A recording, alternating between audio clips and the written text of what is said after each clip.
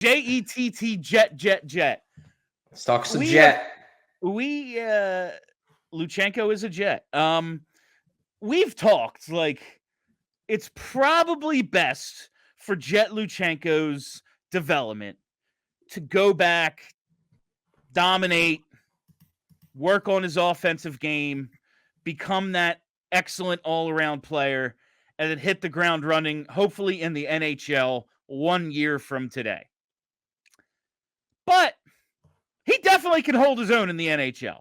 I'm not saying he's going to be great. I'm not saying he'd score 60 points. He'd be on the power play. He'd be in the top 6. I'm saying Jett Luchanko in some role could hold his own in the NHL. Is it going to be tough to send him back for this coaching staff who's like, he's a center, we need those? I think it has to be a conversation now. And it's all credit to Jett Luchanko, because I don't think they entered camp believing that he would still look this good this late. Like, he was real good in development camp. You expect that. He's a first-round pick. Come on. Like, they're supposed to look real good in development camps when you're a first-round pick and you were taken in the first half of the draft. He was good in rookie camp, and you kind of expect that too. You expect, again, first-round pick. Maybe he gets a little overwhelmed physically, but the one thing you say about Jett Luchanko is he's a workaholic. He's a workout freak, and he physically can handle playing against guys who were 24, 25. So, okay, he checks that box. I really thought that last night was going to be the first time where you saw, yeah, he's not quite ready. And instead, he was one of the best 5 or 6 players on the ice for the Flyers.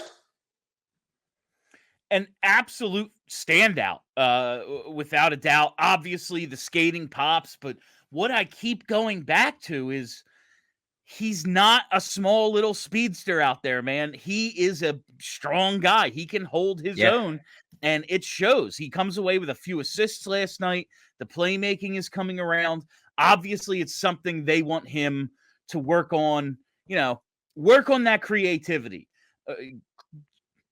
invent new moves and ways of getting to the net and getting the puck towards the net against the lesser competition. But man, this would be one where you go, it would be cool if he could play like 45 games in the AHL and then we see.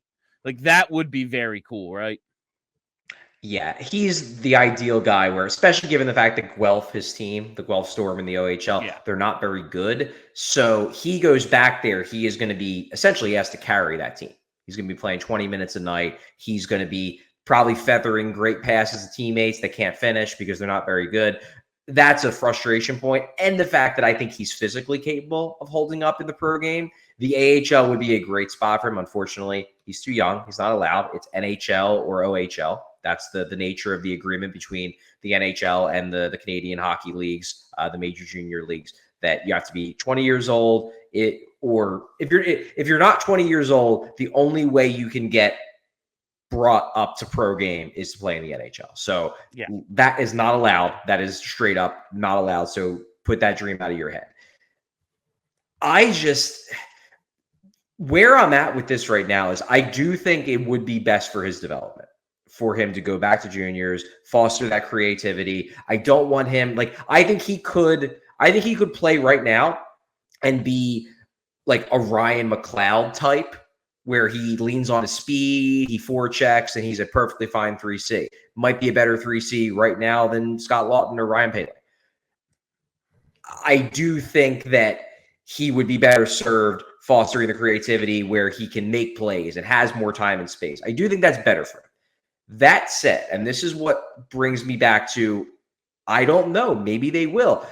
It's really, really hard for a front office and a coaching staff to go into a room of players and they all have watched this kid and they know he's earned it, and tell them, sorry, yes, we know this guy would make you guys a better team, but you can't have it. I'm not saying you can't do it. The Flyers certainly have the ability to say, sorry, we're looking for the future. They traded away Sean Walker when they were in the middle of a playoff race. So they can do it. But it's hard. It's hard to do. And John Tortorella, if Luchanko plays this well for another 2 weeks, John Tortorella is going to be in that room saying, this guy might be the second best center I have on this team, let alone the third. I need him on this team. Like, you coach me to win, and we will win more games. if this version of Jett Luchanko is in our lineup at the very least for a couple weeks, I think it's going to be an interesting conversation because while the Flyers are certainly still rebuilding and they are looking towards the future, there are times where you can't lie to the players and you can't say, no, he's actually not ready. And I can tell you this, based on what I've heard, like there are multiple players in that room that are just like, damn, this kid can play. Like this kid's got it. And that's exciting. All right. Two questions for you based on that. One, we touched on this a little, I think, last week. Sean Couturier. Mm-hmm. And Couturier is older than Jett Luchanko. Couturier turned 19 in December of his rookie year, I believe. And we know Jett just turned 18, the last week of August or something. In August. He is 18. He's a young kid. But do you think Sean Couturier's development, because it took a while for him to become the player he ultimately became with scoring and Selke level defense, putting it all together, do you think Sean Couturier's development was, if not hampered, at least slowed by him playing at such a young age and being put into such a specific role at such a young age? Honestly, yes. And I want to clarify. I don't think that Couturier would have become a better player eventually if he would have been sent back to the minors or back to juniors. Instead of making that team right off the right out of his draft year. I think he was going to become what he was going to become, which is we'll see what version of him we get this year. But Pete Couturier was a near point per game Selke level 1C. I think that was always going to be Couturier's ceiling. I don't think they missed out on 100-point Couturier because they kept him and that was wrong. However, I do have a suspicion that he might have gotten to that point faster if they would have let him focus on the creative side of his offensive game rather than throwing him into a 3C, 4C role right from the jump. Because I just think that he started to develop habits of not making the creative play, instead making the safe play, because he's playing with Zach Rinaldo and Matt Reed. And it's if I make the creative play, they're not going to probably finish it anyway. So I might as well just play it safe. And I do think that had he been pushed quicker in a direction of make the creative play, make the skill play, I think that breakout that happened, at age 25 for him, the big offensive breakout, that maybe happens at 22 or 23.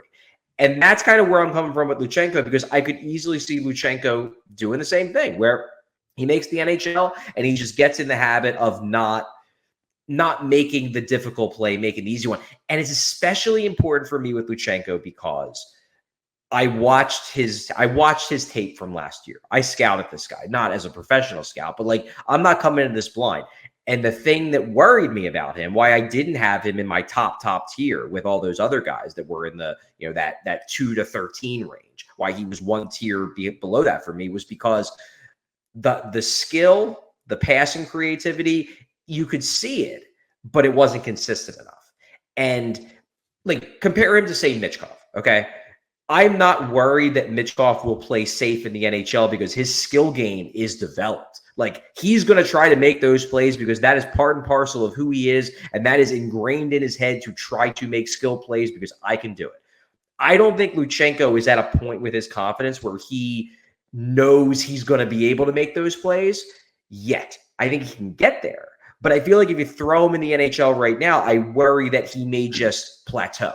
And he may just be well, I can do this and I'm an NHLer, so I'll just keep doing this because it must be good enough. And then maybe you're missing out on some of that offensive creativity that he could develop if you put him in a place where he has time and space. He has the ability to, rather than just make the chip, he can make a guy miss and then make a high danger pass across the slot that in the NHL, he wouldn't even have the opportunity to try to make because the defenseman is just on you. They're bigger and faster and quicker, and there's just less time out there to make plays.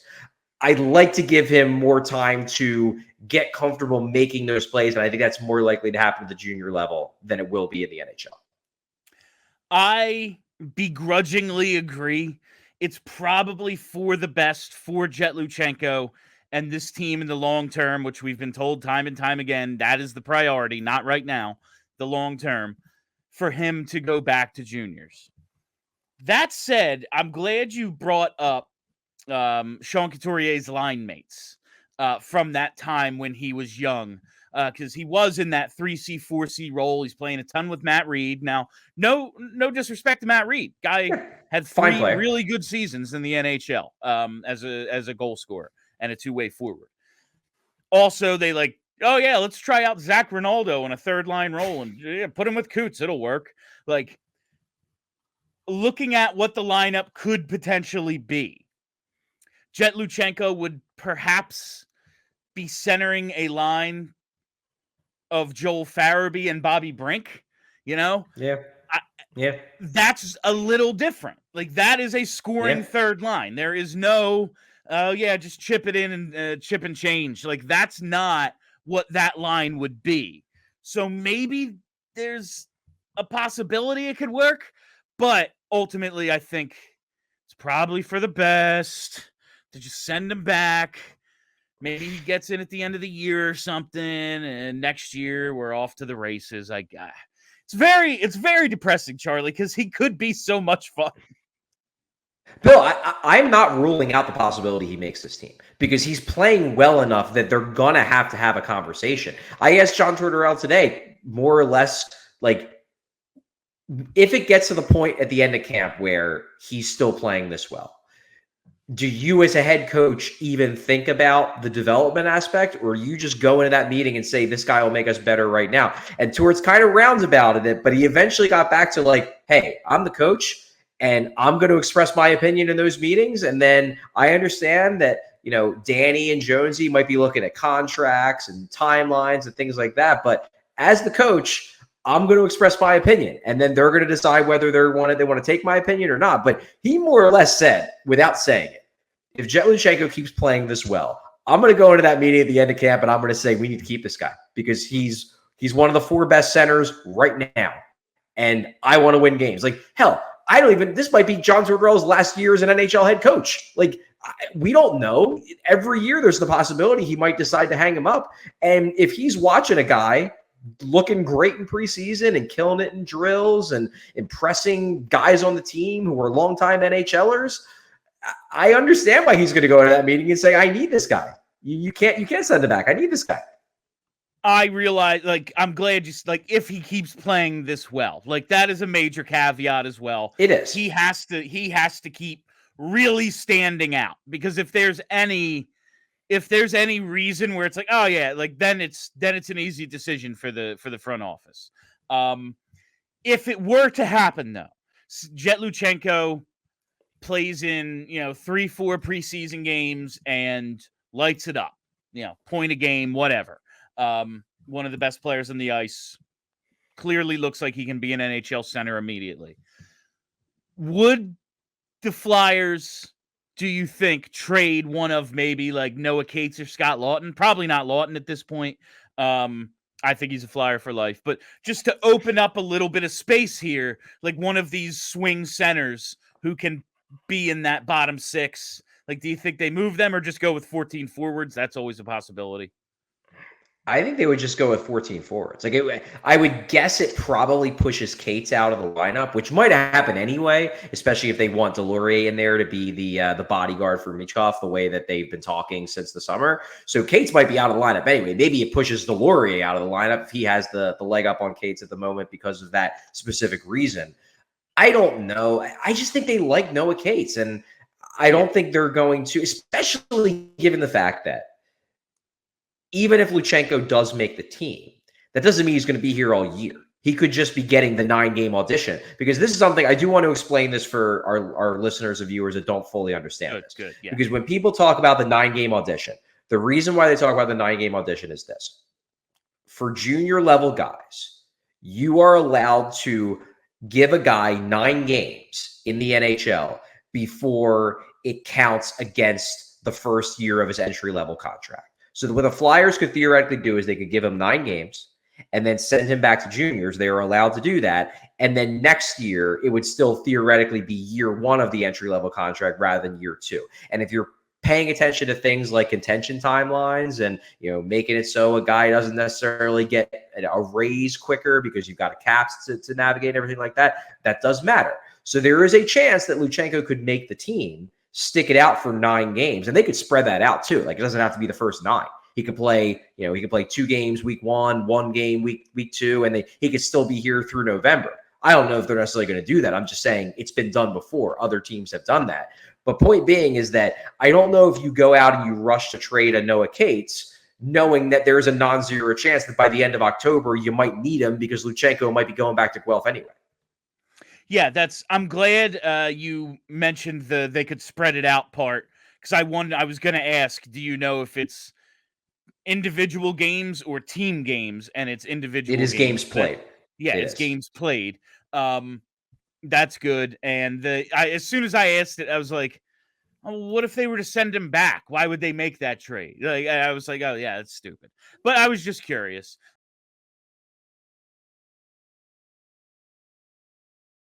We